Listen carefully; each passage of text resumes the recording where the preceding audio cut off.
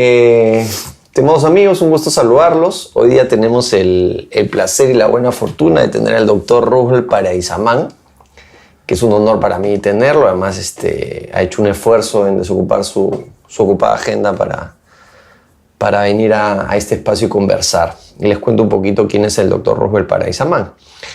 Es un médico especialista en fisiología del ejercicio. Y ustedes ya dirán, ya los cerebros están haciendo así que, ¿qué es eso? Ya nos va a explicar qué es eso y en qué consiste. Y les voy a contar un poquito sobre el currículum del doctor Roosbel.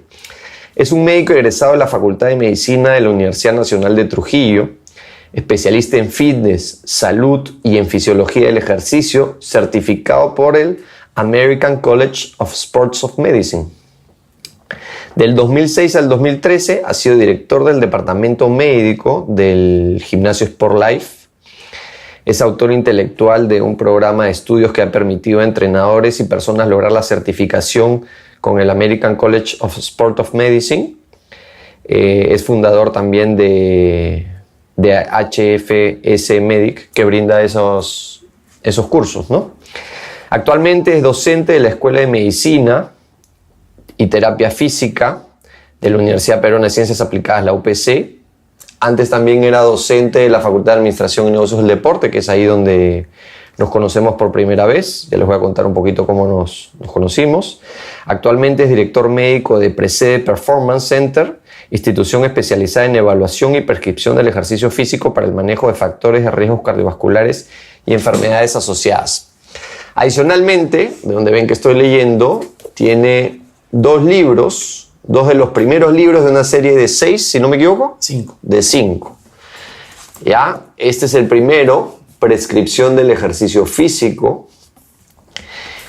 Y el segundo es Evaluación de los componentes del Physical Fitness. Yo puedo dar fe de la pertinencia de estos programas que son creación de Roosbel. Me van a permitir tutearlo por la cercanía y el cariño que le tengo a Roosbel. Dale. Y yo vengo, y porque además les puedo decir que me encantan, porque yo vengo entrenando con este modelo bajo la supervisión de Roosbel desde fines del 2014.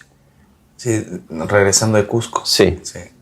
¿No? Y es un modelo, yo que ya estoy entrando en mis añitos, que me ha permitido poder mantenerme vinculado al ejercicio físico, respetando las etapas de vida en las cuales me encuentro ahora y cuidando para no lesionarme o lesionarme menos de acuerdo a mis perspectivas, expectativas, metas y demás. Entonces es un modelo muy efectivo, muy eficiente, muy interesante, el que lo ha creado Roosbel, ¿no?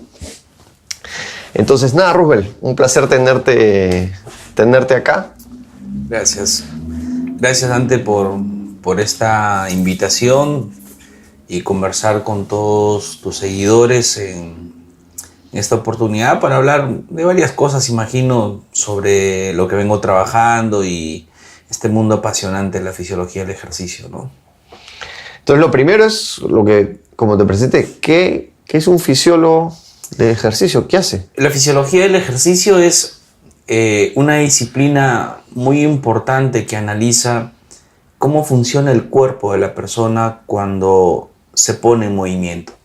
Fíjate que nosotros como médicos, cuando nos formamos en la carrera médica en la universidad, llevamos varios cursos como cualquier otra carrera. Uh-huh. ¿Sí?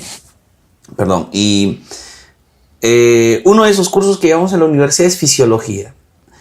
Tú y yo ahorita estamos sentados, estamos conversando en esta reunión y la fisiología estudia cómo funciona el cuerpo ahí, pero no estamos en movimiento. Entonces, cuando la persona empieza a moverse, digamos, a caminar, a trotar, a correr, a cargar pesas, a hacer su functional training, ya la fisiología se queda corta en ese sentido. Entonces ya hablamos y le ponemos un apellido. Muy bien, vamos a ver cómo funciona el cuerpo cuando hacemos ejercicio. Yeah. Porque se generan una serie de respuestas que usualmente no las vemos en reposo. Por ejemplo, ahorita estamos tranquilos, nuestro sistema nervioso central está funcionando de una manera.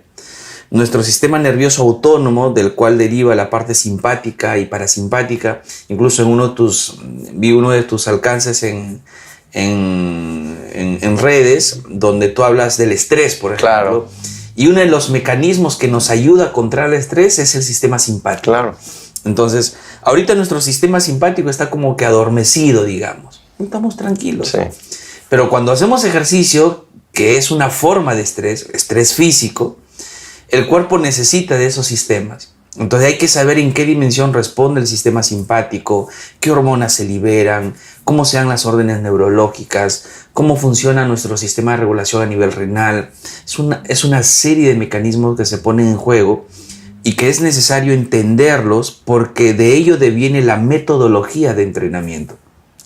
Es decir, si yo sé cómo funciona mi cuerpo cuando hago ejercicio, seleccionaré la metodología más apropiada para estimularlo y lograr un objetivo. Eso es la fisiología del ejercicio. Qué importante, ¿no? Porque, claro, me hace sentido un poco como la psicología, ¿no? Como que no vamos recetas estandarizadas, sino vamos al individuo. ¿Cuál es la necesidad de ese individuo? ¿Cómo funciona ese individuo? ¿Cómo funciona ese organismo? Para darle lo que le funciona a él, ¿no? Porque muchas veces lo que se ve, oye, a mí me funcionó esta dieta, a mí me funcionó este plan de ejercicios, te lo paso. Así es. ¿No? Y eso es más o menos, si lo llevamos al plano del ejercicio, tú puedes ver, por ejemplo, en los centros fitness o en los gimnasios o en los parques, un grupo de personas que está entrenando, entre comillas, de la misma manera. Por ejemplo, una clase grupal. Eso, tú sabes que eso estaba pensando, porque son muy populares las clases grupales, ¿no? Así es, pero te das cuenta que pueden ser 20 personas y la pregunta del siglo sería, ¿esas 20 personas, sus cuerpos responden de la misma manera cuando hacen ese ejercicio? No. Y eso te lo digo por experiencia y está demostrado en los textos de fisiología y diferentes artículos que se pueden haber publicado, de que incluso una misma persona ante un mismo ejercicio ejecutado de diferentes intensidades va a tener respuestas diferentes. Claro. Entonces, imagínate 20 personas siguiendo el mismo ritmo de la canción. ¿Sí? Porque ponen una música de fondo, ¿no? Y están a un ritmo determinado. Las respuestas son diferentes. Entonces la idea es estudiarlas, es evaluarlas para poder discernir. No, pero tiene toda la lógica del mundo. No tienen la misma edad, no tienen el mismo entrenamiento, no tienen la misma cantidad de agua, de músculos, no han dormido igual, no han descansado igual, no viven igual, son más activos, son más sedentarios y estoy seguro que le podemos meter más variables, no comen igual, no descansan, etcétera, etcétera, etcétera. Por eso que yo lucho bastante, porque este es un tema de largo plazo, porque el ejercicio físico, lo que está... Muchas veces al ejercicio físico como que lo vemos como una actividad de buena intención. Es decir, como es de buena intención, todo el mundo lo puede hacer. Y es más, se recomienda que lo hagan. Claro. Pero el asunto es que hay circunstancias donde tenemos que aterrizar en un sentido de individualización. Por ejemplo, y esta es una de las cosas que yo siempre cuando tengo la oportunidad de conversar las comento. Si tenemos dos personas que tienen problemas con las grasas en su cuerpo, con el colesterol, por ejemplo, eso se llama perfil lipídico, ¿no? Entonces, yo puedo decir, como los dos tienen un perfil lipídico alterado, ¿tienen que tomar el mismo medicamento? No, porque a pesar que tiene el perfil lipídico alterado, de repente uno tiene más triglicéridos que el otro. Entonces uno tiene que ajustar el medicamento, la terapia nutricional, acorde con el problema que tiene la persona. Y por eso que cuando nosotros estudiamos o trabajamos la fisiología del ejercicio, de ello devienen las prescripciones. Por eso uno de los textos que escribí es precisamente la prescripción del ejercicio. Ese nombre me encanta, además, ¿no? Prescripción del ejercicio físico, porque es algo que no se suele escuchar, pero me parece tan pertinente. Como que deriva un poco de la parte médica, ¿no? Porque sí. Incluso seguramente tú en tu área psicológica haces prescripciones o recomendaciones, claro. que eso como que la mayoría de personas lo conocen. En el campo médico es una cosa muy cotidiana, hacer un diagnóstico en base a la evaluación médica que se realiza y darle una indicación, por ejemplo, farmacológica. Entonces, el acto de indicarle es un acto de prescripción. Lo mismo es con el ejercicio. Si yo evalúo a la persona, hago la programación. Pero no, claro, pero uno asocia más con la figura del médico, de repente que te prescribe efectivamente una receta médica, Pero tú no estás prescribiendo medicación, estás prescribiendo ejercicio, estás prescribiendo salud, estás prescribiendo prevención, aunque también me imagino que hay ya casos que ya tienes en prevención secundaria o terciaria, ¿no? Así es. En los últimos años me he dedicado mucho a la parte de evaluación y prescripción del ejercicio en personas que tienen factores de riesgo cardiovascular. Veo pacientes diabéticos, hipertensos, síndromes metabólicos, dislipidémicos, posinfartados, que tienen que hacer ejercicio. O sea, todos los estudios señalan estas personas tienen que hacer ejercicio. El problema que la comunidad médica está un poco corta en cuanto a indicaciones específicas de ejercicio, ¿no? Entonces, eso te iba a preguntar justamente, porque muchas veces ya el médico vas, ¿no? Ya sí, tiene que moverse, camine, no sé, 3 al día. A veces yo les digo a mis alumnos, imagínate estudiar 7 años de medicina, luego tantos años de especialidad, para seguir diciéndole a la persona, doctor, ¿y puedo hacer ejercicio? Sí, camine. Pasan 2 meses, regresa a su control el paciente, ha mejorado, y le dice, doctor, ¿puedo seguir haciendo ejercicio? Claro, puede seguir caminando. Como que si fuera extraño para la persona caminar. La persona camina todo el tiempo. El asunto es que no podemos quedarnos solamente en un consejo bueno, porque no es suficiente. Si solamente caminando se solucionaran los problemas, cada vez veríamos, entre comillas, menor cantidad de personas con problemas cardiovasculares. Y no es así, cada vez vemos más. Obviamente que hay un tema de multifactoriedad, porque hay el tema de nutrición, los hábitos de vida que son importantes, pero el ejercicio físico no se puede restringir solamente a una simple acto de caminar. No, hay que llevarlo a un nivel un poco más específico, ¿no? Es bien interesante, ¿no? Todo ese tema de salud, ¿no? Pero en realidad, bueno, yo te conozco a ti más por un tema orientado al rendimiento. Y de hecho, cuando yo trabajo contigo de forma particular, o sea, para los objetivos que se tiene, hay una evaluación, cambios de intensidades para caminar, para correr. Y me acuerdo de una persona que te derivé también me decía, oye, esta persona está entrenando mal. En vez de quemar la grasa que quiere, está quemando el músculo. Y eso es precisamente lo que hacemos en la parte fisiológica, porque si puedo analizar a través de pruebas muy sofisticadas, por cierto, donde ya podemos ver con profundidad las variables fisiológicas, yo veo esa respuesta y digo, en este momento del ejercicio es donde la persona está utilizando más grasas, por ejemplo.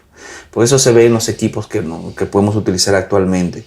Entonces, hago una correlación. En este momento de ejercicio, ¿qué cosa está la persona utilizando? ¿Grasas o carbohidratos? Bueno, la persona quiere quemar más grasa, entonces selecciona el momento donde más grasa quema.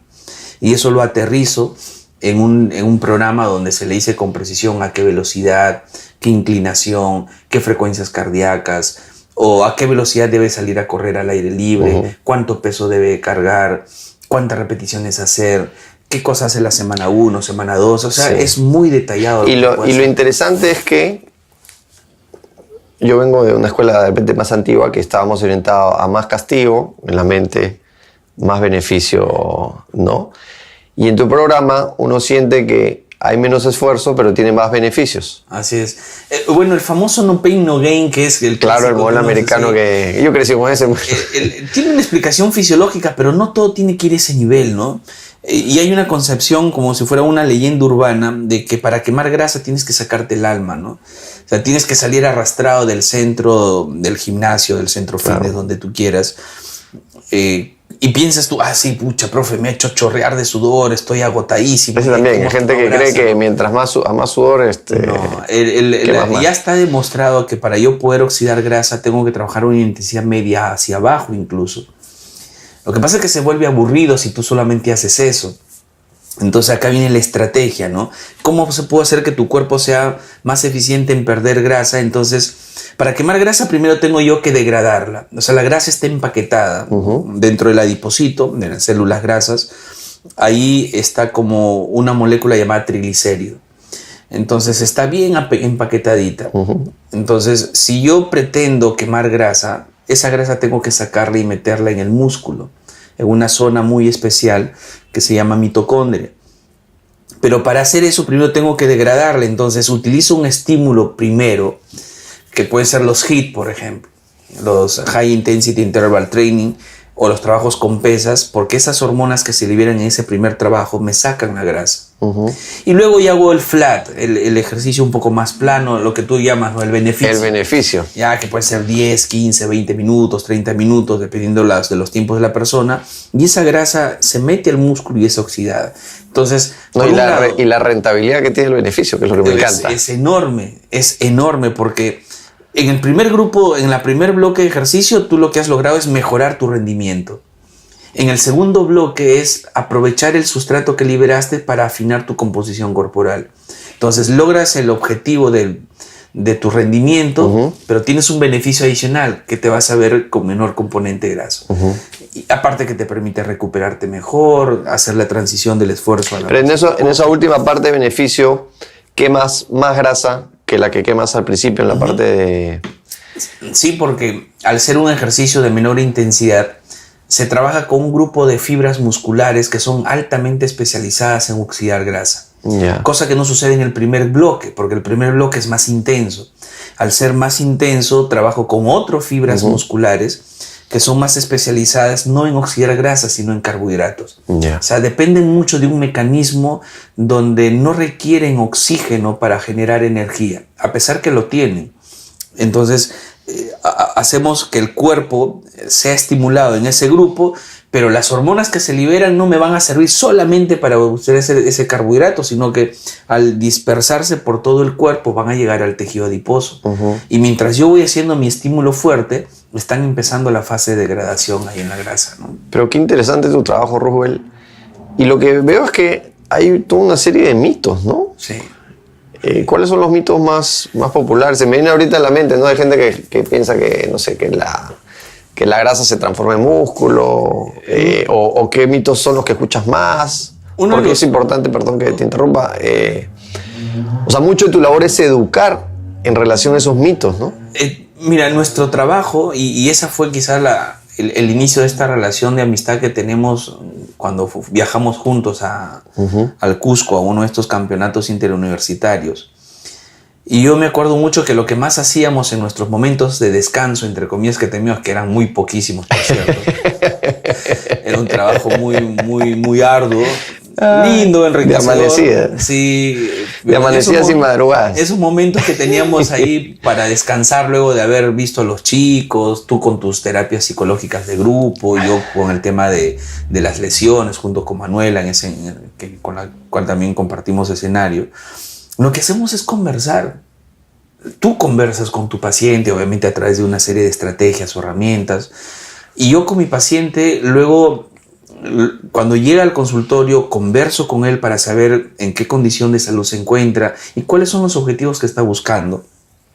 Le hago las pruebas del caso y luego tienes que explicarle en qué condición se encuentra, qué significan los resultados que ha obtenido y cuál es el camino que vamos a seguir. Entonces, en esa conversación estamos educando. Y la educación muchas veces también va de la mano con el sentido de ir sacando de ese chip aquellos mitos, aquellas creencias basadas muchas veces en cuestiones empíricas. Por ejemplo, una persona, un paciente diabético con un problema de obesidad, que tiene que bajar de peso.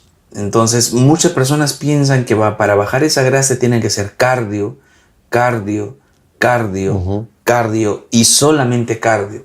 ¿Y qué cardio va a hacer? Caminar y caminar y caminar y caminar. No es lo único. Tienen que hacer pesas. Y lo primero que me dice el paciente es, pero la grasa no se va a convertir, o el músculo no se va a convertir en grasa. Hay personas que me dicen lo contrario, no, pero la grasa se va a endurar. No va a poner como Schwarzenegger, me va a poner, te dicen. Sí. No, pero yo no quiero ser culturista, No, el objetivo del trabajo con pesas, con máquinas, con ligas, con balones, es generar un estímulo fisiológico que le favorezca metabólicamente. No es posible, al menos en las primeras fases de entrenamiento, convertirlo en un mastodonte. Es imposible. Porque para eso tienes que hacer otro tipo de entrenamiento. Los mastodontes que vemos ahí más les toma años. Claro, la gente... A veces un muchacho me dice, doctor, quiero aumentar mi masa muscular, y me saca, un paciente vino, sacó de su maletín una revista de Men's Health, yo quiero estar así. Y era un pata que estaba agarrado, pues, como uno. Pero le digo, bueno, lo podemos hacer, pero hay que tener paciencia, porque son años. Sí. La gente piensa que se puede lograr eso en una semana. Hay un tema ahí, que hay un tema de salud, con estos programas, además, que compiten en la tele y demás, que al parecer logran, utilizando una serie de sustancias, resultados estéticos muy, muy rápidos, sí, que atentan, creo yo, desde mi humilde opinión, contra la salud física y psicológica. Sí, el asunto que... Y puede, contribuir a que venga un chico con esa idea, oye... Sí, el asunto es que como que hay una tendencia al facilismo. Sí, es propio de estos tiempos, además, ¿no? Yo le llamo la cultura del fast food. Todo lo queremos así, sí, para ayer. Y estas cosas toman tiempo. Y cuando hablamos de ejercicio, deporte, o son deportistas, no se construyen en menos de 10 años. En realidad, cualquier talento de lo que uno quiere no se construye en menos de 10 años. No. O sea, para ser un profesional de tu nivel, un médico como tú, especialista en fisiología del ejercicio, mira todo el tiempo que te ha tomado y vas a seguir estudiando hasta que te mueras, probablemente. Sí. Es algo, y producto de tantas cosas que vas leyendo y vas viendo, las experiencias, el manejo con pacientes, es que puedes canalizar mucha de esa información y esas experiencias a textos, ¿no? Y eso revela que tú quieres comunicar algo. Claro. Entonces, a veces la comunicación la haces por vía oral, a través de estos videos o en conferencias, pero el mensaje oral es etéreo, pues, o sea, lo dijiste y listo. Acá está. En cambio, ya teniéndole un texto, como que tienes esa posibilidad que esto pueda durar en el tiempo mucho. Y ahora que tienes, bueno, también se los recomiendo, tiene su plataforma de cursos online, sí, ¿no? Eso es una plataforma que hemos creado ya hace varios años y que la venimos manejando, y hay médicos, hay nutricionistas, fisioterapeutas, entrenadores que van yendo por ahí. Y además, bueno, eres un reconocido conferencista a nivel local del tema y a nivel internacional, ¿no? Yo me acuerdo cuando lo conocí a Roosevelt, yo estaba en la Facultad de Administración y Negocios del Deporte del UPC, y el director de la carrera me hablaba, no, que el doctor Roosevelt, bueno, el doctor Roosevelt decía, pucha. No, el doctor Roosevelt es un capo, no saben que es un genio, pucha. Yo escéptico, pues no, bueno, esto. Tantos cohetes le revientan al doctor Roosevelt, ¿no? Parece Dios, le digo, qué cosa, tanta cosa. Mira, fue una cosa... Perdón, que para terminar la idea, y ahí lo conozco en una reunión, cerecito, no sé qué, y de ahí viajamos juntos, y efectivamente, no solo era verdad lo que me habían dicho el doctor Roosevelt, sino se habían quedado cortos de su capacidad profesional, su capacidad pedagógica, su capacidad empática, su sencillez, a pesar de toda la cantidad de conocimientos que tenías, la apertura que muchas veces en profesionales de mucho conocimiento no se encuentra. Pudimos realizar un trabajo interdisciplinario. Acá en Perú solemos hacer trabajo multidisciplinario, cada especialista en su área, interdisciplinario. Entonces, él tenía la apertura. Yo veía un tema, oye, este tema no es mío, es médico, se lo derivaba. Roosevelt veía un tema, oye, este tema no es médico, es psicológico. Pum. El Manuel igual, que era la fisioterapeuta, oye. Entonces se logró hacer por un esfuerzo particular en trabajo interdisciplinario, que es uno de los pocos y ha sido uno de los pioneros en este país, ¿no? Me gusta lo que hago. Se nota, ¿no? Se nota. Me encanta, lo disfruto. Es apasionante realmente cuando encuentras el sentido a muchas de las cosas que ves en el mundo del ejercicio físico, ¿no? Y como tú has dicho, son años de haber estado metido en el área, estudiando, haciendo cursos, capacitaciones. Muy pocas veces cuando estoy realizando una labor en particular como profesional no pienso en el tema netamente profesional, ¿no? Yo creo que es una consecuencia de lo que la persona o el paciente puede ver en cómo tú le conversas, cómo le hablas, en tu lenguaje oral, verbal o corporal. Y me pierdo en el tiempo muchas veces, ¿no? Cuando el paciente me comienza a preguntar y le cuento y le explico, el tiempo es relativo. Entras en estado de flow, sí, que me has hecho así. Y sigo porque el paciente me sigue preguntando, claro, ¿no? Y tú ves en su rostro, en en las sonrisas que a veces da cuando cuando comienza a darse cuenta. Ya ves igual su fisiología cómo va. Sí, y cuando tú ves que le entiende las cosas científicas, obviamente que se las cuento de una manera más amigable, y cuando te das cuenta que te entiende, y bueno, esto es... Pero ese es uno de tus grandes valores agregados, creo, ¿no? Esa capacidad que tienes pedagógica de aterrizar conceptos difíciles de entender de una manera más coloquial para poder transmitirlo de la mejor manera, ¿no? Y conectarnos. Así como tú dices, su fisiología cambia y le brillan los ojos, a ti también te brillan los ojos y te gusta. Sí. Fíjate, no sé en qué momento empezó a fluir eso en mí cuando converso con mi paciente. La verdad que no tengo una idea concreta de cuándo empezó. Bueno, desde que te conozco está. Por lo menos desde 2014. Desde el 2014 por lo menos pero está.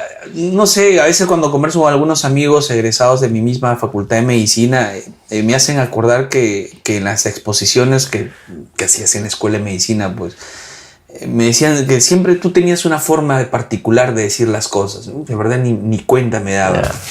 Pero no era solamente exponerlo. O sea, me dijo, muy bien, Padre Samán, mañana usted presenta el tema, qué sé yo, pues, de fisiología cardiovascular, por ejemplo.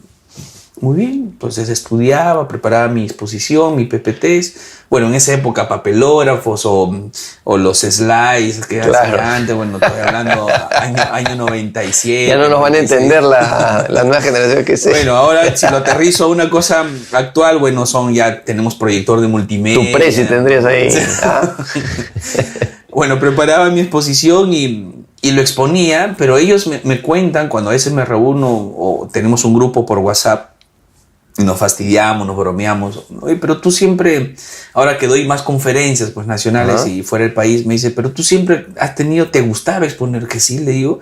Claro, porque cuando decían quién quiere exponer del grupo, siempre te mandábamos a ti. Claro. Pero tú decías las cosas diferentes, o sea, tenías una forma. Es que ¿no? Un poco lo que tú dices, o sea, probablemente ellos informaban y tú comunicabas, como dices, como tú quieres comunicar, no quieres informar nomás y pa. Sí.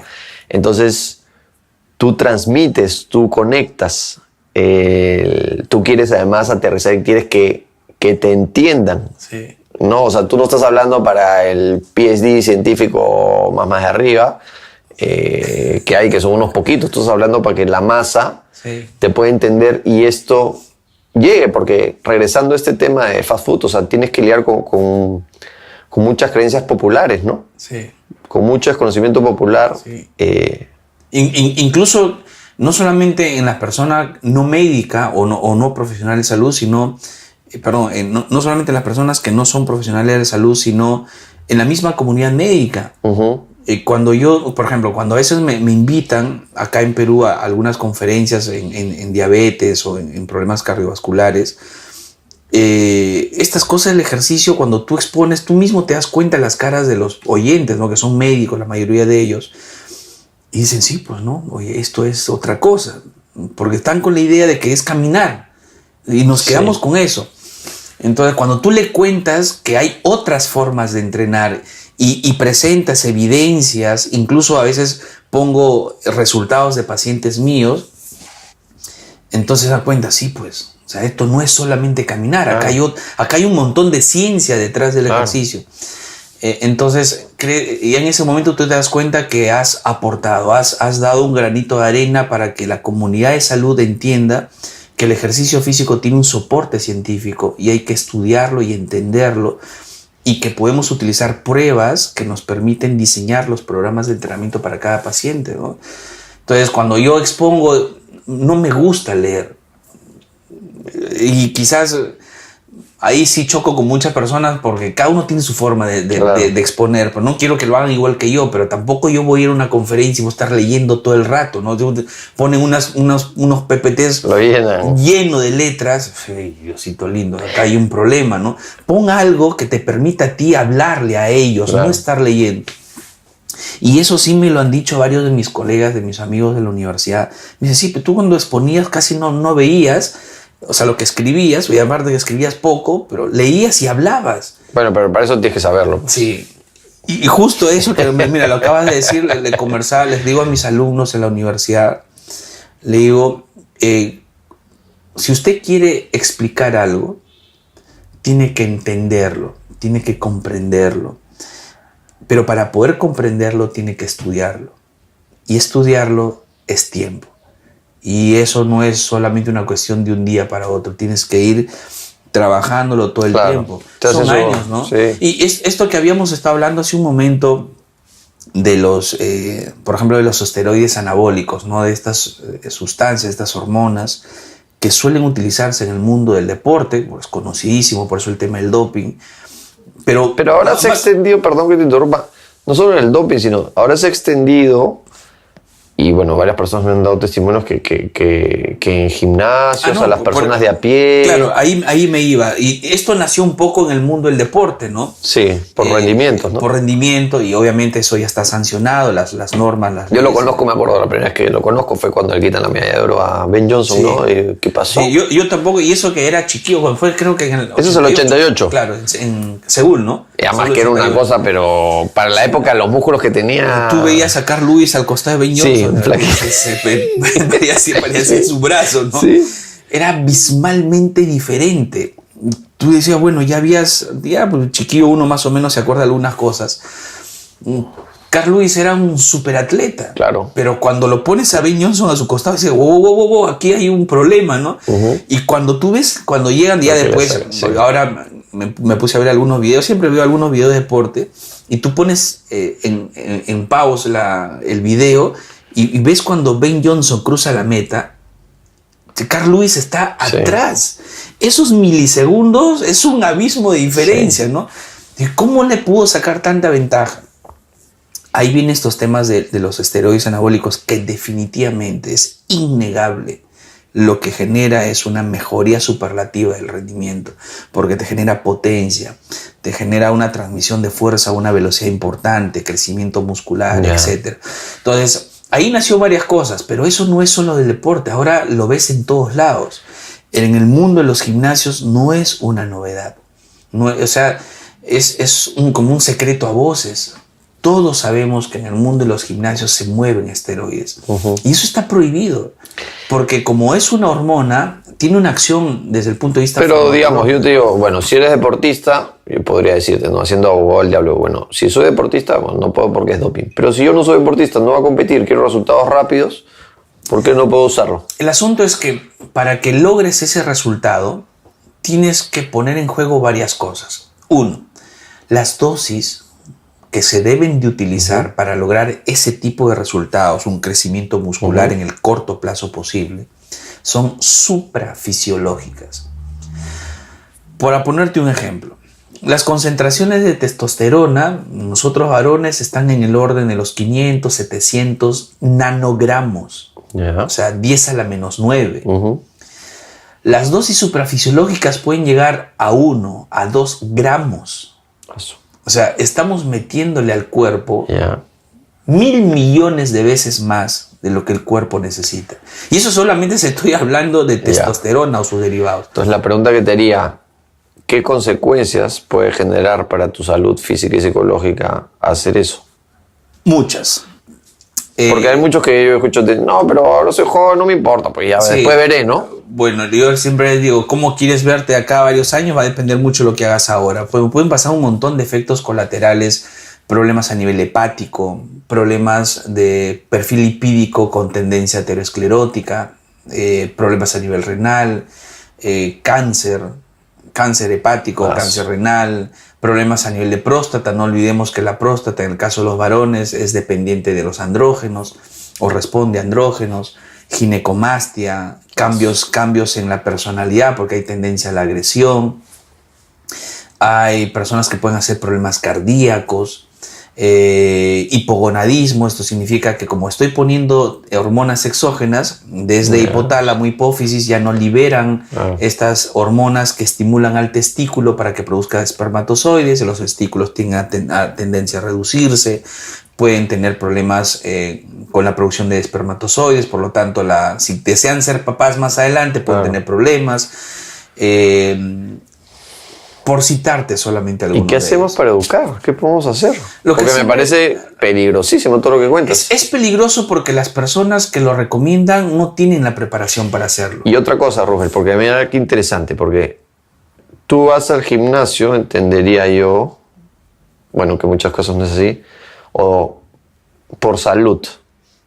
Entonces, ahí el modelo de salud que está vendiendo el gimnasio está entrando en conflicto con ese modelo estético cortoplacista. ¿Y qué es lo que se ofrece, qué es lo que se vende, qué es lo que se da? Tú mencionaste hace un momento que cuando viajamos en estas oportunidades a los Juegos Interuniversitarios acá en Perú, hacíamos un trabajo interdisciplinario, que es diferente a multi. Claro. O sea, la interdisciplinariedad significa una interacción constante de los profesionales. Claro, nosotros, como decías, en todos nuestros momentos libres estábamos conversando con la confidencialidad pertinente sobre los casos. Así es. Entonces, oye, pasó esto es mío, esto es tuyo, esto es papa. Y cruzamos información, variables y líneas teóricas. Porque además yo siempre digo, ¿por qué me encanta además ese modelo, no? Porque a veces uno cuando sale en su rama cree, como que eres dueño de la verdad, ya, ahora sí, ¿no? Tienes la lámpara mágica. Y ahí te das cuenta que viene uno y ve el mismo tema que tú, pero yo lo veo desde acá, desde la derecha, otro lo ve desde el medio, tú lo ves desde la izquierda, el otro desde el otro lado, el otro desde arriba. Entonces, ¿quién tiene la verdad? Ese es el tema. Pero no solamente hay que verlo así, sino que hay que tener la apertura de Eso poder, es muy importante. de poder escuchar recomendaciones de la otra área. Eso es muy importante. Y por eso yo remarcaba mucho la apertura que tú tienes. A pesar de todos los galones que tienes, la apertura que tienes al respecto, que es muy importante. Porque además en el modelo médico tradicional, el fisioterapeuta y el psicólogo somos como unos asistentes del médico. Entonces, si tú te pones en plan... jefe. No solo jefe, sino yo soy el que más sabe y no escuchas, va a ser complicado. Entonces, a mí me gusta retroceder un poco de dónde viene el saber. Y antes la medicina tenía todo. Tenía la filosofía, que es donde viene la psicología, veía toda la parte médica completa de todas las áreas. Y de ahí el saber creció tanto que empezaron a partirlo. Partir. Entonces, y en ese partir, no sé por qué, en qué momento nos alejamos y nos desconectamos y dejamos de comunicarnos. Ahora este modelo que está un poco de moda, no sé si has escuchado, el modelo holístico, que hay que integrar todo. A mí me encanta el concepto del modelo holístico. Lo que no me gusta del modelo holístico es que una persona sea el que maneja todo. No se puede. Entonces el modelo holístico tiene sentido en el enfoque interdisciplinario. Es decir, ahora sí tenemos especialistas específicos de los temas con apertura para dialogar y llegar a una conclusión conjunta. Sí, eso es lo que se tiene que hacer y requiere mucho trabajo de las personas que conforman el grupo, ¿no? Y sobre todo esa apertura, porque si no, no funciona. Yo no voy a hacer el trabajo tuyo, porque yo no soy psicólogo. Yo no voy a hacer el trabajo de Manuela, por ejemplo. Pero yo he visto colegas tuyos. No, es más, yo que a los psicólogos o a fisioterapeutas le dicen lo que se tiene que hacer. No. Mira, sin irnos muy lejos, el año pasado que estuvimos en Tacna, en estos Juegos Interuniversitarios 2018, se me encarga a mí estar a cargo de todo el equipo de salud. ¿Ya? Una responsabilidad enorme porque era la primera vez que me ponían ese título. Claro. ¿No? En las ediciones anteriores íbamos como equipo, pero no es que tú eras el responsable del área, ¿no? Porque había un jefe de delegación, etc. Pero ahora sí me ponen el rótulo. A Roosevelt tú vas a ser ahora el director de todo el equipo de salud. Entonces, dentro de las pautas o entre las funciones que se me ponían era precisamente que yo tenía que ver el tema de terapia médica, farmacológica, terapéutica y psicológica. ¿No? Entonces, yo sabía lo que tenía que hacer, o sea, pero bueno, se ponía en la función. Entonces, uno de los encargados de terapia física, en este caso Giancarlo, me llama, pues. Roosevelt, estoy algo preocupado, me dice. ¿Por qué razón? No, es que dentro de las funciones, como tú vas a ser el director del cuerpo, está que vas a ver la parte de fisioterapeuta Y eso sí me preocupa. ¿Por qué te preocupa? No, porque ¿cómo va a ser el tema del fisioterapeuta? Simple. El fisioterapeuta tiene que hacer su trabajo de fisioterapeuta. Y yo no le voy a decir qué cosa va a hacer de fisioterapia. A mí me están poniendo solamente para que yo haga las coordinaciones y vea que todo funcione bien, pero yo no soy fisioterapeuta. Yo no le voy a decir a Ricardo, a Manuela, a Mariana, mira, tú tienes que hacer punción seca, tú tienes que hacer liberación miofacial, tú tienes que hacer extracción. Eso no lo voy a hacer. Lo mismo en la parte psicológica. ¿Qué te voy a decir? ¿Qué herramienta o instrumento de terapia conductual, qué sé yo, por decirte un nombre, vas a aplicarle con tu alumno? No, eso es tu trabajo. Lo que yo hago es coordinar para que todo comience a funcionar bien. Se quedó tranquilo. Pues le digo, no tienes por qué estresarse. Es que ahí llegamos a un punto bien importante. Para que eso funcione, el factor humano es determinante. Más allá de los conocimientos duros. Para que se dé esa sinergia en ese trabajo interdisciplinario. Ahí acá, bueno, tenías la buena fortuna que ya era la tercera experiencia que estábamos juntos, entonces ya nos conocemos, sabemos cómo trabajamos, hay una sinergia. Ahora te han puesto ese rótulo, pero eso en la práctica nosotros lo hemos ejecutado de manera natural y en otras oportunidades puedes tener el rótulo igual que se trabaje multidisciplinariamente. Generalmente, muchas veces pasa así. Sí, pero eso genera conflictos, ¿no? Sí, porque claro. Si hay intereses y pugnas por poder, peor.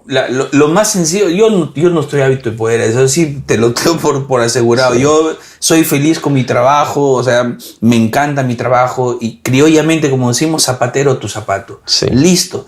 Que he aprendido algunas cosas en ese entorno, pues he visto cómo hacen las terapias, pero no es que yo las vaya a ejecutar. Te he visto el trabajo espectacular que has hecho con deportistas y que has logrado que permitan alcanzar medallas. Me acuerdo ese caso de este deportista de tenis de mesa que lo llevaste y llegaron a final y ganaron medalla. Sí. Entonces, es un trabajo de hormiga, pues. Sí, y yo me acuerdo de que siempre que me acuerdo me da risa, ¿no? Que esto fue el primer viaje que hicimos, pues entonces yo trabajo con el equipo de fútbol, ¿no? Entonces, pum, una relajación, una visualización, pum, y salgo, pues, ¿no? Y tú, ¿y qué has hecho? No, ahí los he dejado ahí, sus mentes siguen trabajando ahí. A ver, ¿y tú vas a ver? Así una cara así asustado. Están planchados, me dices. Están planchados, no respiran, están muertos. Es que para mí fue increíble. O sea, yo no había visto una terapia de grupo tan impactante porque los deportistas, por las edades que tienen en las universidades, son muy dinámicos. O sea, difícilmente están quietos. Sí. Y tienen muchos distractores que a veces lo desenfocan del objetivo que tienen que lograr. Y a veces no le prestan atención al descanso, a la relajación. Entonces, ese grupo, me acuerdo que estuvimos en Cusco, eran chicos pilas, ¿no? Sí. Entre comillas, jóvenes palomillas, pues, ¿no? Sí. Entonces, ¿cómo hacíamos para que estén tranquilos justo cercano ya al evento final de la final de fútbol que jugamos? Y tú entras al cuarto al donde estaban ellos y estabas ahí un rato y pronto sales, pero ya desde afuera había un silencio sepulcral, ¿no? Sí. ¿Qué has hecho? Le digo, no, los he dejado, hemos hablado, les he dado un tema de relajación. Entro planchado, como si le hubieses dado pues un benzodiazepínico. Sí. Bueno, pero tú sabes mejor que yo que el cerebro, el cuerpo produce esas sustancias internamente. Sí. Entonces la psicología va por ese lado, bueno, ver, por la química interna. Y yo te digo eso y para todos quienes nos están escuchando, si yo fuera un todista, porque hay profesionales que ya se creen que pueden hacer todo, ¿qué les iba a decir yo cómo lograr ese mecanismo de relajación? No, pues, o sea, eso no se trata de hablarles a la conciencia, de la cosa maravillosa o divina del mundo, no, son técnicas, son procedimientos, son instrumentos que tiene el profesional. Lo mismo que sucede en el campo de la terapia física, ¿no? Tienen un montón de herramientas e instrumentos. Claro. ¿No? Y hay que ir más allá, porque no solo es tener ya el instrumento y a ver cómo lo usas. Hay que tener un criterio porque tienes que evaluar, diagnosticar en ese momento para aplicar lo que mejor vaya a funcionar. Así es. ¿No? Cuando hablamos un poco de la educación, pensada también la educación, hablamos de los deportistas, pero también, por ejemplo, yo he visto con los entrenadores que no regulan las cargas de trabajo. En algún momento, una época de mi vida también ha sido así. Entonces tú entrenabas fuerte y una de las cosas que aprendí contigo, oye, ya tienes que darle tiempo a que el organismo se recupere. Así es. Entonces no sé, pues, tú, no puedes hacer pesos todos los días. Haces pesos un día, descansas un día, después otro. Entonces yo soy entrenadores, pum, pum, pum, castigo, castigo, castigo. Metes un entrenamiento fuertísimo, incluso a veces antes del campeonato, ¿no? Antes de... ¿Cómo te va con eso? Las escuelas soviéticas trabajaron mucho, hace muchísimos años en la antigua URSS, ¿sí? Trabajaron mucho estos conceptos, quizás fueron los pioneros en el campo de la periodización del entrenamiento físico, ¿no? Un término muy poco entendido, pero que nos da una referencia de que no todo tiene que ser intenso y tenso y todas las semanas no pueden ser iguales en intensidad. El cuerpo tiene que descansar. Pero estamos hablando de los años 70, 80. Y eso se ha aterrizado ahora, pero ya con metodologías un poco más reguladas, se podría decir. Lo que pasa es que el avance de la tecnología, de la ciencia, nos ha permitido poder cuantificar, poder hacer más objetivo lo que ya se sospechaba desde el punto de vista subjetivo, ¿no? Porque el deportista llega a fatigarse, a cansarse, a agotarse. Y eso es lo que se denomina como el síndrome de sobreentrenamiento. Claro. Entonces, cuando se entrenaban muy intenso, siempre, el rendimiento empezaba a disminuir porque el cuerpo no lograba asimilar las cargas. Entonces, cuando asimilas las cargas, no significa que te vas a ir a tu cama y vas a estar echado.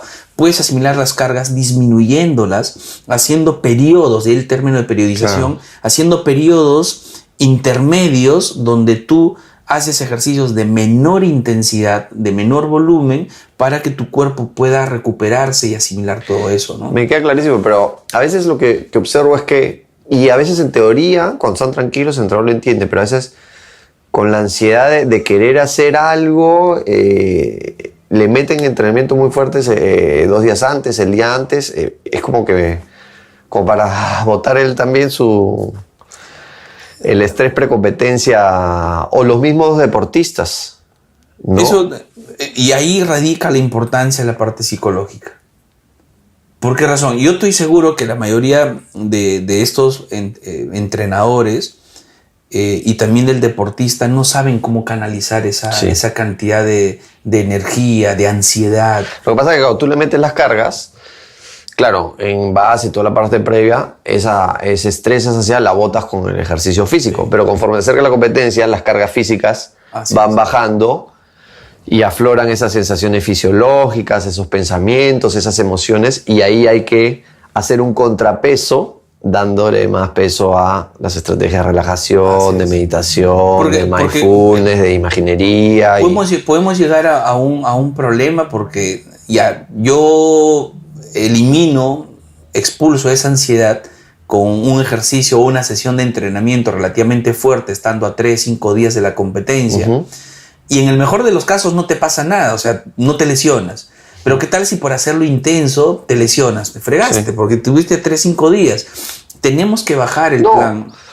O te has estado preparando 1 año, 2 años, 3 años, 4 años a nivel olímpico y no vas a llegar con todas sus mejores capacidades. Así es. Y tú quieres llegar lo mejor posible. Ya los días previos tienes que estar con menor carga, descansando, haciendo supercompensaciones, y ahí es donde entra el rol protagónico, el psicólogo, del fisioterapeuta, desde un tipo de prevención, de lo que lo denominan en medicina del deporte como el taper, ¿no? O sea, llegar a esa puesta de forma máxima, óptima, para que tengas un buen rendimiento. Pero yo he visto el problema con el taper acá muchas veces, ese tema, la dificultad para manejar la ansiedad, y entonces regresan a eso, porque por ejemplo, si regresamos al modelo del ejercicio físico, las investigaciones dicen que dependiendo de las intensidades baja la ansiedad desde 2 horas hasta 24 horas. Entonces, digamos, si eres una persona común y corriente que no va a competir, no hay problema.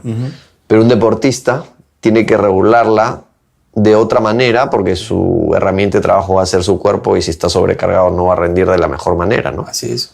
Y tiene que ir de la mano con la planificación, porque si yo sé que de acá a 6 meses tengo un evento importante, entonces mi planificación física tiene que hacer que yo logre eso en esos 6 meses, pero no lo voy a lograr en la última semana. Claro. Ya, entonces A medida que nos vamos acercando a la fecha de competencia, tienen que cambiarse las cargas. Ese es como el modelo del alumno universitario que estuve ahí un día antes el lunes del examen. Es mi examen, el domingo está que se sopla todo el libro. No tiene, ya, te va a quedar algo de información de memoria, pero no analizas. No, además sales el examen y se olvidó. O sea, fuiste a dar un examen solamente por la nota, ¿no? Y ahí te daría otra pregunta. ¿Cuánto planificamos? Esa es una muy buena pregunta. Yo lo voy a llevar un poco a mi área. Cuando hablamos de prescripción del ejercicio, precisamente habíamos estado hablando, oye, pero tú prescribes en una recetita, ¿no? El medicamento que vas a tomar. El ejercicio es igual. Cuando tú lo pones en la receta, una receta especial obviamente porque son hojas de ejercicio. Es una receta creo más compleja, el otro me escribe nomás, pide la farmacia tus medicamentos y ya, tu receta es por días, por semanas, por cantidades, intensidades, una evaluación previa. Es una elaboración un poco más compleja, es cierto, pero cuando tú se lo entregas al paciente, el paciente está viendo qué es lo que tiene que hacer. Sí. Entonces, la planificación tiene que ver precisamente con toda esa estructura compleja de acciones que va a hacer el paciente, pero que están plenamente reguladas. Entonces, ¿por qué razón yo sí hago mis planificaciones o mis prescripciones todo registrado? Porque la única forma de que yo vea que mi paciente ha ido mejorando y pueda saber qué cosa le voy a poner en las siguientes semanas de entrenamiento es viendo su registro. Ya. Si yo no tengo algo planificado, estructurado, entonces ¿cómo puedo saber qué más voy a hacer con él si no tengo esa objetividad? Entonces, lo que pasa es que, como tú dices, como es más trabajoso, a muchas personas metidas en el mundo del deporte no les gusta hacer eso. Pero si no, ¿cómo vas a tener resultados y cómo vas a evaluar los progresos? Porque además a mí me gusta hacer planificaciones conjuntas por áreas que te sirven no solo para mejorar ahí, sino imagínate que no funciona, tenemos un registro para ya, no ha funcionado, pero ¿por qué no ha funcionado? Y poder seguir construyendo sobre eso. Claro, pero si no ha funcionado, vas a saber por qué no ha funcionado. Por eso. Porque lo tienes todo. Ya estás construyendo. Así es. Estás construyendo información para poder el problema es que trabajar como es más laborioso, entonces no se suele hacer. Al menos en nuestro país funciona así. Yo a veces lo veo que hay una cultura, como somos muy buenos improvisando. Bueno. Somos recurseros, ahí sacamos al paso las cosas, nos sale bien. Como tú mencionaste, yo tengo una plataforma de estudio. Sí. Esta plataforma de estudio provee información, capacitaciones sobre evaluación y prescripción. Entonces, cuando lleguemos a la parte de prescripción, las personas que llevan el curso, que son médicos, nutricionistas, entrenadores, por ejemplo, me voy a agarrar un poco del entrenador de gimnasio, por ejemplo. El entrenador de gimnasio usualmente no lleva programas de entrenamiento, no diseña planes. Sí, a veces haces tu rutinita y ya te ponen los ejercicios y de 3x15, 3x15, 3x15, 3x15, 3x15. Ya, y lo tienes ahí en un cartoncito, una cartulina, un formato. Pero esa rutina está igualita durante 2, 3, 4, 5 meses. Está igualita. Entonces, cuando tú ya le empiezas a meter la parte de planificación. Además, perdón que te interrumpa, pero corrígeme si me equivoco, hasta donde sé, si tú no le cambias el estímulo, o sea, no te estancas y no dejas de avanzar. Claro, sí, o sea, la persona está entrenando entre comillas igual. Entonces, al inicio va a mejorar. Por eso de ahí. Pero de ahí se hace un plano, una flat, y de ahí incluso puede empeorar, pues si no manejas las cargas. Entonces, cuando estos profesionales del ejercicio, del fitness, empiezan a ver el tema de planificación, dicen, todo eso tengo que hacer. La mayoría es lo primero que me dice. Todo eso tengo que hacer. O sea, tengo que calcular, como quien dice, o sea, me vas a sacar de mi zona de confort donde mi entrenamiento personal, en la mayoría de esos, no puedo decir todos porque yo he trabajado en gimnasios y conozco entrenadores que sí llevan sus planes. O sea, me vas a sacar de mi zona de confort donde mi entrenamiento personal es pararme al costado de mi alumno y contarle, ya, a ver, ahora hacemos 12. 1, 2, 3. O sea, te estoy pagando 1 hora de entrenamiento para que solamente me cuentes y no tienes nada escrito de lo que vamos a hacer en la sesión y te diga, profe, ¿qué vamos a hacer hoy día? Inspiración del día. ¿Qué significa inspiración? Hoy día vamos a hacer pechito. Sí, vamos a hacer pecho. Pero, ¿y las cargas? ¿Cuánto peso le voy a poner? ¿Cuánto hice la semana pasada? No tenemos nada de eso. Te llevan a una máquina trotadora y te ponen el programa Weight Loss, nivel 3, 20 minutos. ¿Cómo sabe usted que ese nivel es el apropiado para el alumno? Nada. Entonces, todo lo dejamos como que de una manera muy superficial, demasiado empirismo. Por eso que no hay resultados. Si eso tú lo llevas a un plano de alta competencia, pues la cosa es mucho más abrumadora. Es un desastre. Porque de ahí es donde vemos los logros que tenemos, que son muy escasos. Hay que reconocer que hay algunos deportistas que sí logran. Por ejemplo, este muchacho de squash, ¿cómo se llama? ¿Elías? Sí. Ya, por ejemplo. Él está rodeado de un equipo. De un equipo interdisciplinario. Tiene su trainer, tiene un nutricionista, su fisioterapeuta, su psicólogo. ¿Por qué es uno de los mejores deportistas rankeados a nivel mundial? Porque tiene un equipo interdisciplinario que trabaja sobre bases científicas. Pero él tiene entre comillas... Que ese nivel además en el cual él se mueve, o sea... Sí, no está haciendo algo diferente... De lo que debería de hacerse. No solo eso, de los que compiten con él. Así es. O sea, si tú quieres estar en ese nivel... Pero mira, ¿por qué él hace eso? Entre comillas, tiene la suerte de que tiene una familia que soporta eso. Pero usualmente en el mundo de nuestro deporte nacional no vemos eso, porque hay demasiadas deficiencias. No solamente estructurales, no solamente presupuestales, sino de recurso humano. Y no estoy diciendo que los que trabajan en este mundo del deporte son malos, sino que se han acostumbrado a una forma de llevar las cosas que cuando viene alguien que intenta hacer o modificar su modus operandi, lo primero que hacen es hacer ¿Tú ya con esto? No, pues ya, mucho. Yo tengo historias, por ejemplo, de un amigo mío, de varios amigos míos, uno de ellos que estudió conmigo en la universidad, que trabajó en este mundo del deporte peruano, y por como intentó hacer cosas un poco más científicas, no, mano, o sea, ¿por qué me vas a hacer que yo haga esto si estoy cómodo con lo que hago? ¿Por qué vamos a hacer cosas diferentes si yo como profesional estoy bien así? Claro, y tú ves los resultados. Hace poco estuve en Guatemala. No le molesta perder. Hace 4 años estuve en Guatemala, me invitaron a dar unas charlas por allá y visité al Centro de Alto Rendimiento de Guatemala, manejado por un equipo de profesionales enorme. Y Guatemala quedó en el top 10 de los últimos Panamericanos, no sé, creo que de hace dos jornadas. Y cuando tú veías a Perú, no está en el top 10. Y Guatemala, un país chiquito, con menor presupuesto que el nuestro, menor Producto Bruto Interno, menor que el nuestro. Entonces, ¿cómo puede un país tan chiquito? Más eficientes. Eso. ¿Por qué razón? Porque aplican todo lo que tienen que aplicar. Y los que los manejan son médicos del deporte. Pero el médico del deporte es, como tú habías mencionado, ya es la cabeza, pero trabaja con todo el resto de equipo interdisciplinario de terapia física y nutrición, de psicólogos, hay traumatólogos, o sea, tienen todo. Entonces hacen toda la conexión, pero eso no funciona acá. Yo espero por toda la puesta en marcha que estamos viendo por los Panamericanos que se vienen. Ojalá, porque ya los tenemos encima ya. Sí, que esto nos sirva para de una vez cuajar un poco lo que se debería de haber hecho desde hace muchísimo tiempo. ¿Sí? En nuestro país se piensa, y esto lo vi hace ya algunos años, que un centro de alto rendimiento es tener una cancha donde el deportista va a entrenar, le pones unos cuantos equipos más, lo pones techito y ya tienes un centro de alto rendimiento. No, es muy complejo. Así funciona en el mundo.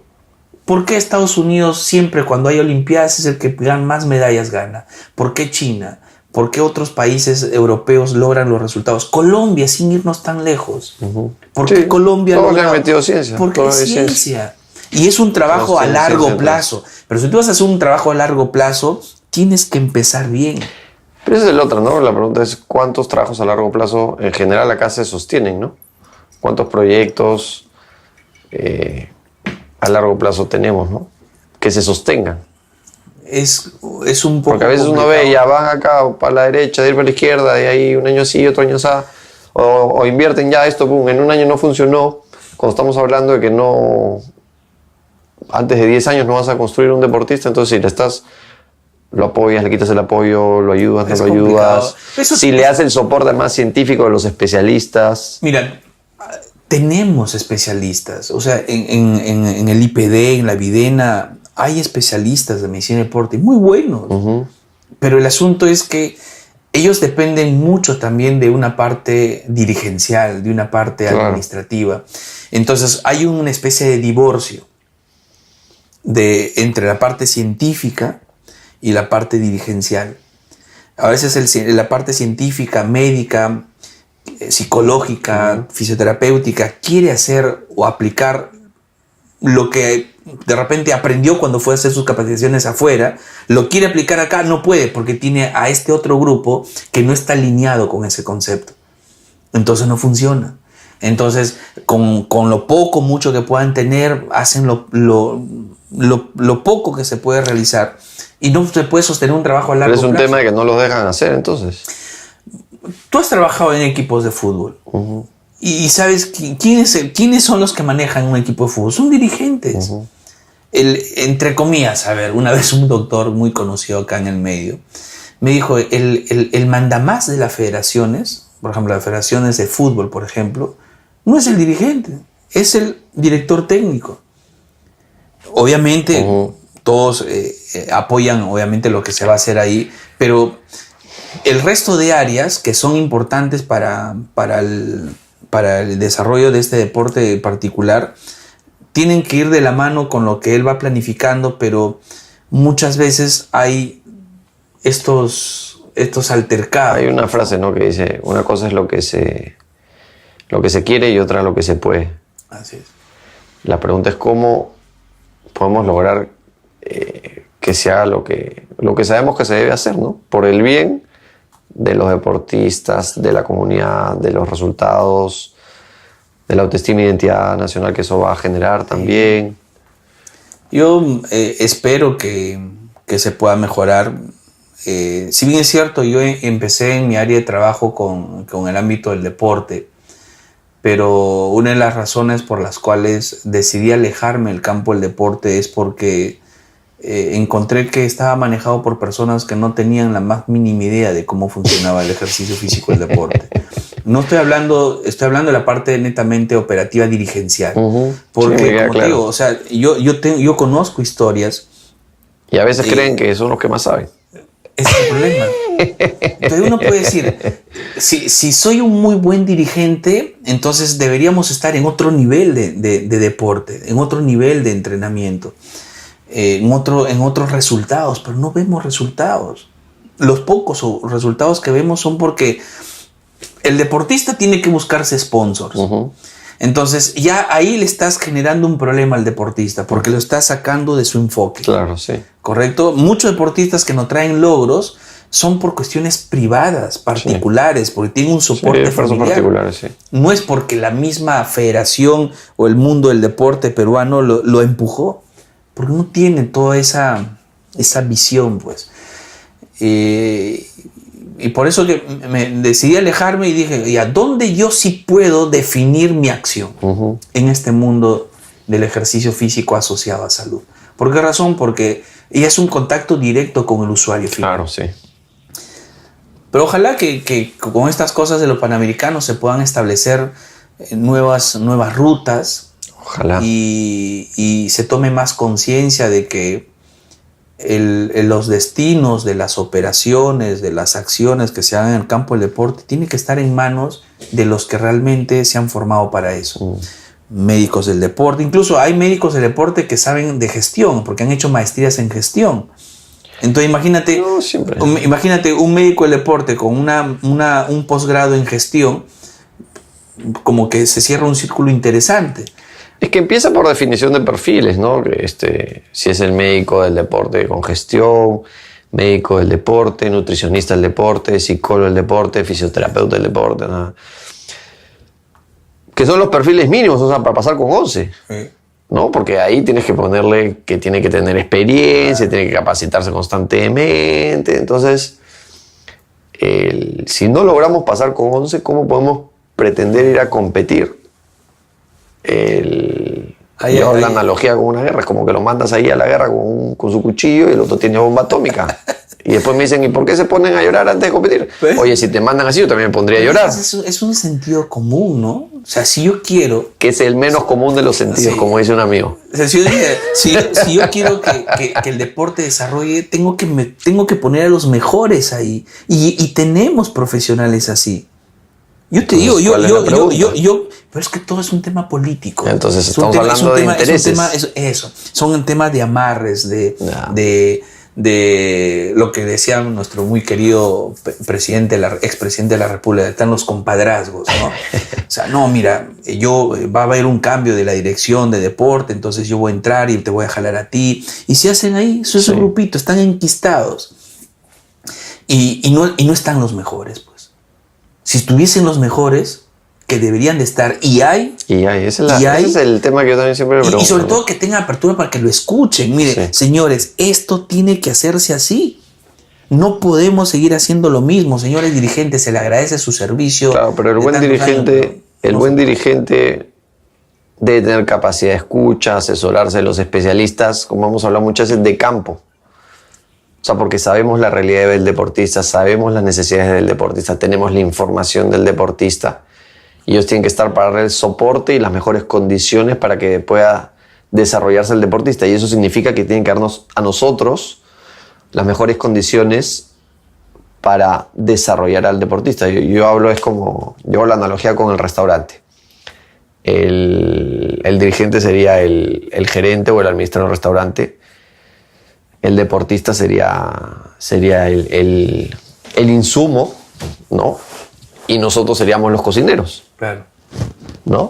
Pero particularmente en esa analogía, si te das cuenta, muchos de los mejores restaurantes, el cocinero se ha vuelto el dueño del restaurante. O se vuelve un accionista del restaurante. Con lo cual tiene el poder de decisión. Entonces, una de las experiencias más gratificantes que hemos tenido es cuando logramos hacer este trabajo interdisciplinario, pero no porque la estructura de la organización la favoreciera, sino porque eso nació de un interés por líneas profesionales, por personalidad, por empatía, simpatía, mutua admiración, y se generó algo muy bonito. Y porque había un deseo sublime de que se logren resultados. Sí. O sea, a nosotros sí nos interesaba, como profesionales, obviamente, ser parte de una delegación, y como profesionales que ayudemos a estos deportistas para que logren resultados. O sea, te hace olvidarte de intereses mezquinos, ¿no? O sea, yo no quiero ser el...